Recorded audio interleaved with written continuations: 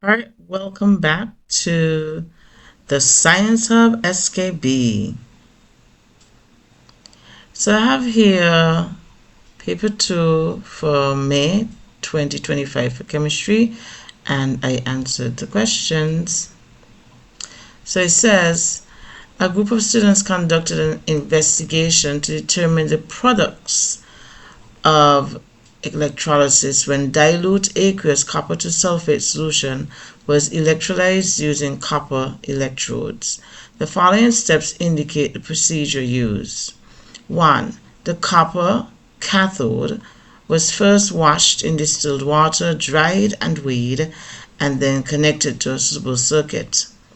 2. A current of 0.2 amps was passed through the solution and the starting time recorded. 3. After 5 minutes, the switch was turned off and the cathode was removed, rinsed with distilled water, dried with air, and then weighed. 4. The cathode was returned to the circuit and the process was repeated, recording the mass of the cathode at 5-minute intervals. After each interval, the cathode was rinsed in distilled water, dried in air, and weighed until a total of 5 readings were taken. Define the term electrolysis.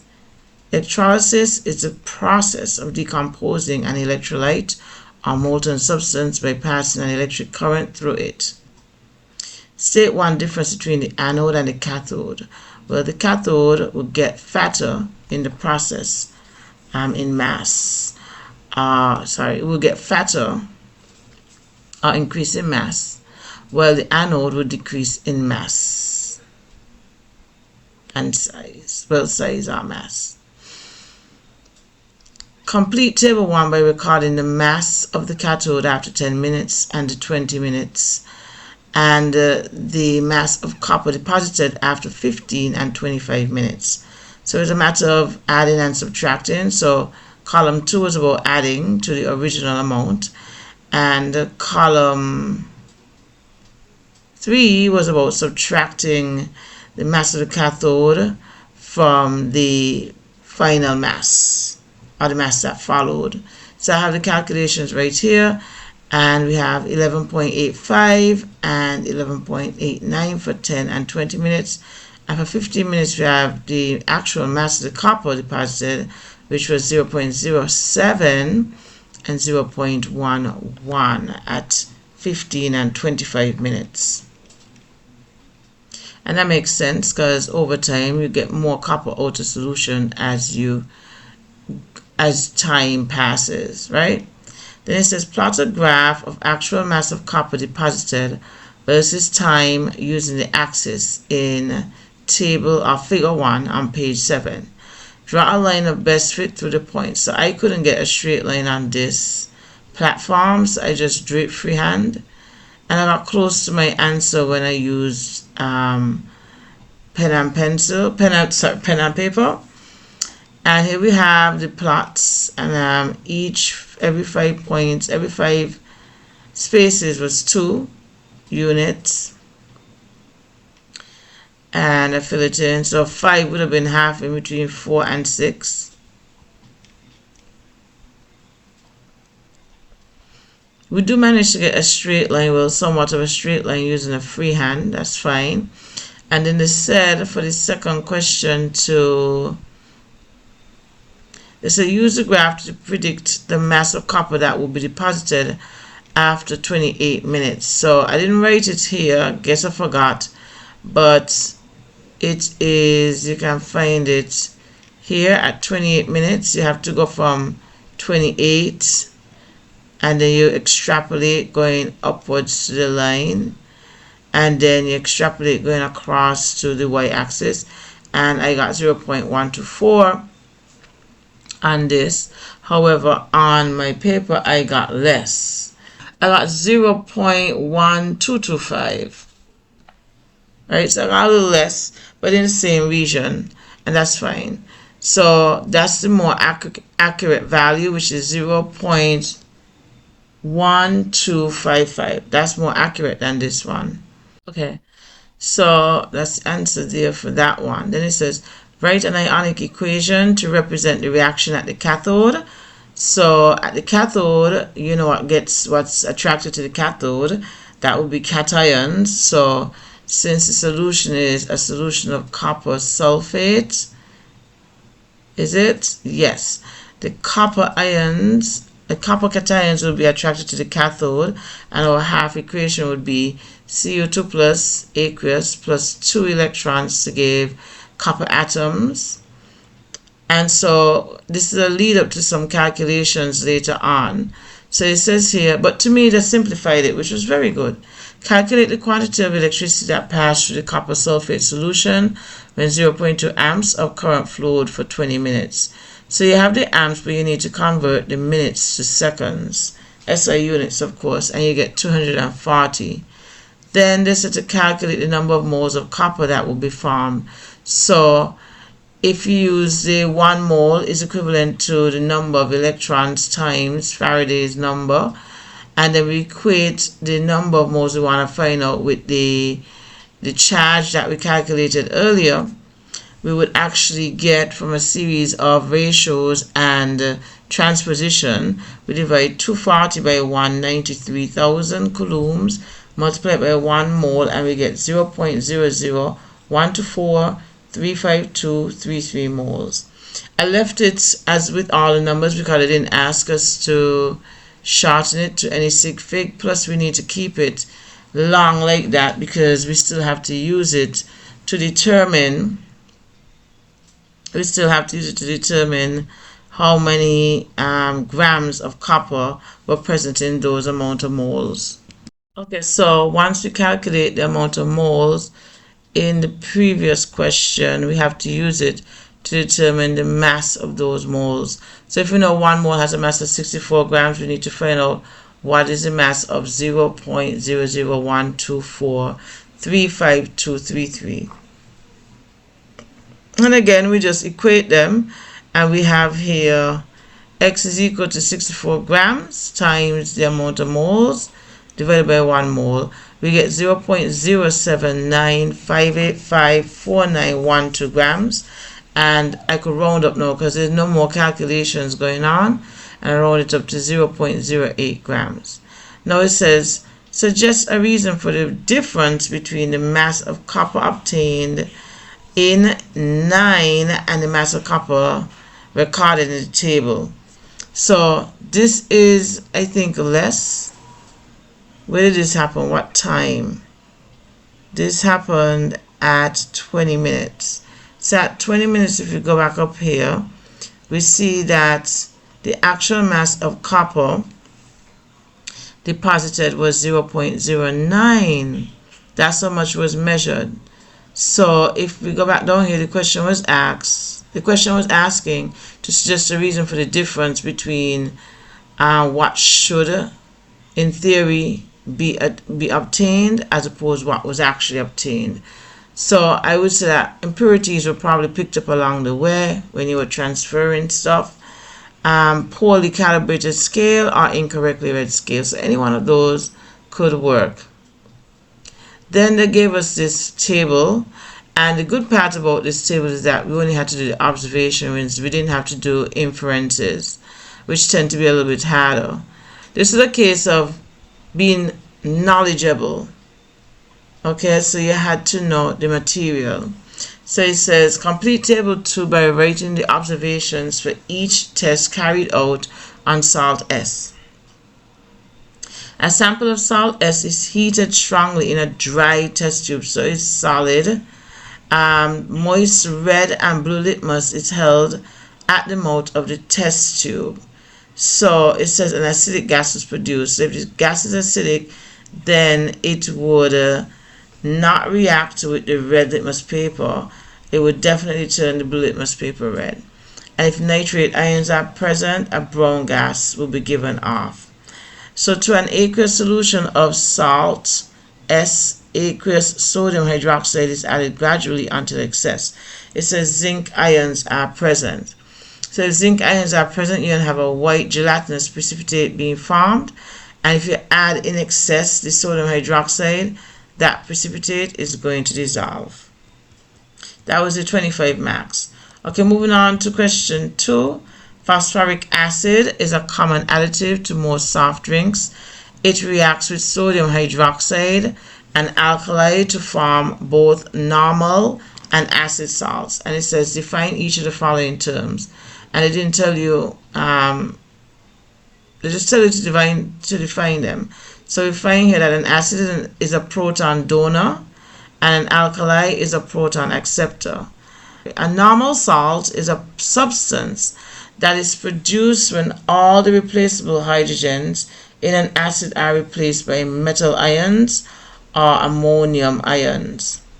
Then he asks us to write a balanced equation including state symbols to show the formation of the normal salt formed from the reaction between phosphoric acid and sodium hydroxide. So if you have a normal salt, there will be no hydrogens in the salt itself. So we get here a balanced equation producing sodium phosphate and water. A neutralization reaction because it's an acid and a base.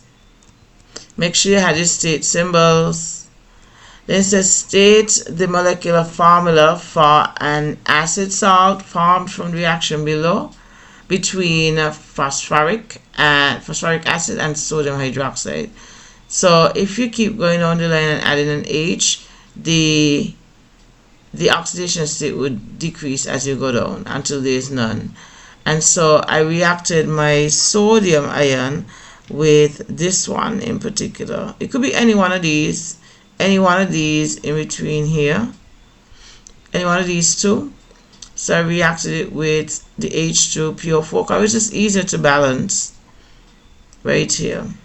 Okay, so this acid has, this salt has in hydrogens too, and so we call this an acid salt. A solution of 0.05 molar phosphoric acid has a pH of 4, while a solution of 0.05 molar sulfuric acid has a pH of 1. State which of the two acids is stronger. A lower pH indicates stronger acids, so sulfuric acid is stronger.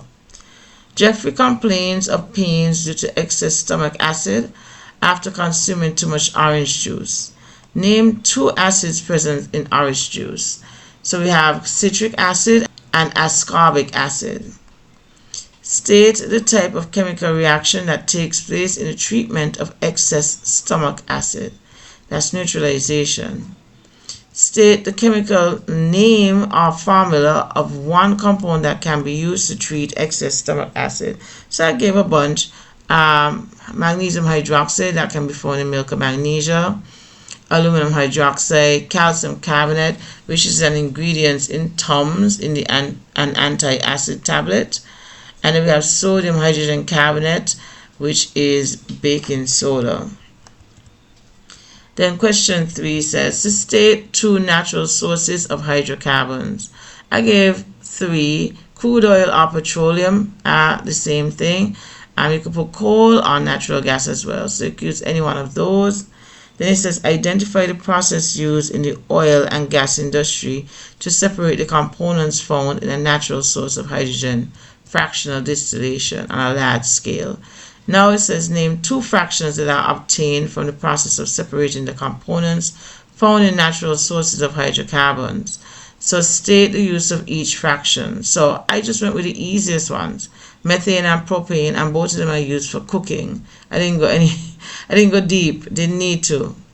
Then it says methane and propene are obtained from the separation of hydrocarbons and both react with bromine.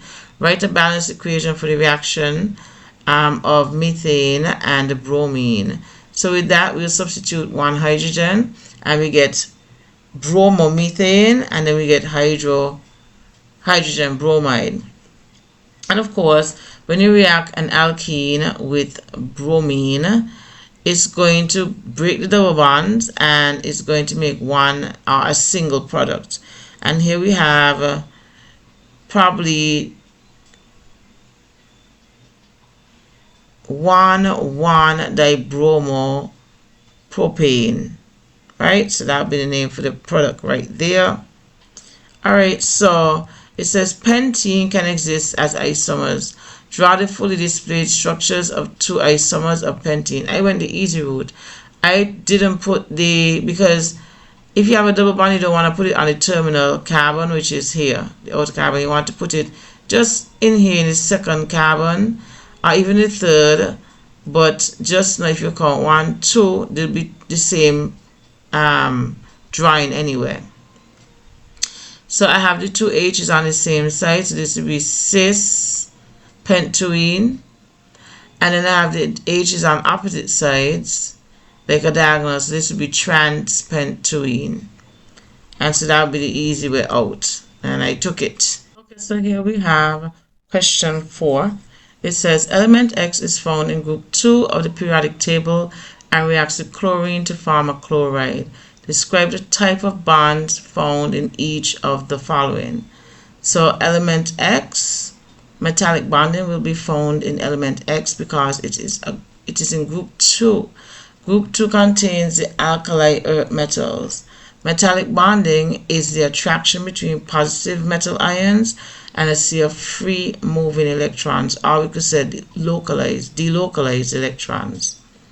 So it says ionic bonding will be found in the chloride of element X because a metal and a non-metal are bonding. It is the attraction between oppositely charged ions formed when a metal gives electrons to a non-metal. Then here we have write a balanced equation including state symbols to show the formation of the chloride of element X. So again, we know that element X will be a metal, the chloride is non-metal, but when the bond, we see that element X is in group 2, so it has an oxidation state of 2+. Chlorine, or the chloride ion, is in group 7, which have oxidation state of -1. So when they come together, it will be XCl2. So we put this here, and then we balance the equation, and we see that everything is balanced. We have the same number of atoms on the left as on the right. So that'll be the right for that one. Then it says calculate the relative atomic mass of element X, given that the molar mass of the chloride of element X is 159 and the relative atomic mass of chlorine is 35.5. So I said if X plus 2Cl give 159, we're looking for X anyway, so we have X plus 2 times 3 times 35.5 equal 159, and 2 times 35.5 give us 71, so we subtract that from 159 and we get 88 grams. So because so element X also reacts with oxygen, write the formula for the oxide formed. That'll be XO, because if X is in group 2, we have oxidation state of 2+. O, oxygen is in group 6, you have a oxidation state of 2-. The 2's will cancel out to give the lowest empirical formula between the two. And then we have XO, so the answer will be XO, 1 point. Now the bonding of various substances can account for the properties of display. Graphite is used as an inert electrode, whereas element X is not likely to be used as an inert electrode. With reference to the bonding in graphite and element X, explain why graphite is used as an inert electrode while element X is not. Well, graphite contains covalent bonding, but because its structure only allows carbon to bond 3 times, it also contains mobile electrons. The free electrons conduct electricity, but the strong covalent bonds make the structure chemically stable. As a result, graphite doesn't easily react with acids, bases, or the electrolyte in electrolysis. It's chemically inert. On the other hand, metal consists of positive ions and a sea of delocalized electrons. This metallic bonding makes them good conductors. However, metal atoms can lose electrons easily, making them more reactive in electrolysis. They may take part in reactions with the electrolyte or the products formed during electrolysis, hence they are not inert. 6 marks. Then question 5. Organic compounds A, B, C, and D belong to different homologous series. The molecular formula of these compounds are shown below. State 4 characteristics of homologous series. They have the same general formula, same chemical properties, same physical properties, same functional group. Compound D is used often in industry to form polyesters. State 2 uses of polyesters: to make clothing, textiles, and plastics. I gave 3. Identify a test that can be used to distinguish between compound A and compound B. In your answer, include the expected observations for each compound. So we can use bromine water. A will decolorize the bromine water from brown to colorless, while B would not. Then they said from the list of compounds A, B, C, and D on page 18, identify and draw the fully displayed structural formula of the alkene and the acid. So, once we know the general formula now we're dealing with, and we see that the alkene is A, which is butene, and the acid is C, which is butanoic acid. Once you have the carboxyl group, for the butanoic acid, you know that's the acid right there, and the double bond would be the functional group in alkene. If we go back up here, A and C, we see if this has 2 oxygens, it must be this one. This only has 1, so this probably, it could be an alcohol, but this has 2 oxygens, it had to be this one. And then this one is, the H is double the carbons, so that's the formula for alkenes. So that's how you know. Define the term green chemistry. Green chemistry is the science of making products in ways that are safe for people and the environment. It means making chemicals without polluting, using less energy, and creating less waste. List 2 principles of green chemistry. Avoid waste, don't create trash in the first place. And 2, use atoms wisely, make sure most materials end up in the final product. Then it says a chemical factory produces pesticides, plastics, and fertilizers using synthetic raw materials. The factory, which has been in operation for the past 5 years, is located near agricultural lands. Residents of the community near the factory have reported significant environmental effects from pollution, which has impacted the local agricultural economy. After bringing these concerns to the attention of the factory management, steps were taken to employ green chemistry principles to reduce these impacts. Now state 2 examples of air pollutants which could have been emitted by the factory. So I have carbon dioxide, methane gas, nitrogen dioxide, and sulfur dioxide. Suggest 3 substances found in the products produced by the chemical factory that may have polluted the waterways. So nitrates, phosphates, and heavy metals like mercury, which is often used as a catalyst in many of these reactions. And we almost finished. This is the last part. So clean air in the Earth's atmosphere is made of approximately 21% oxygen. Oxygen gas can be prepared in the laboratory. Then they want you to draw a labeled diagram of the apparatus that can be used for the laboratory preparation of oxygen. Ensure that your diagram clearly shows the location of the reagents to be used and the collection area of the oxygen gas. So you have a drop-in funnel, H2O2, which is hydrogen peroxide, and the catalyst for this will be manganese 4 oxide, and it catalyzes the reaction so that it can break down the H2O2, which is the hydrogen peroxide, into water and oxygen. And so we have it over here, and the oxygen bubbles up into the container. And that should have given you your 6 marks. Well, everyone, that's it. The test, let's say, I would say this was an easy test this year, but it could also pose as a medium test for many. Easy test for me, medium test for probably the students that did it. Good luck. Signing out.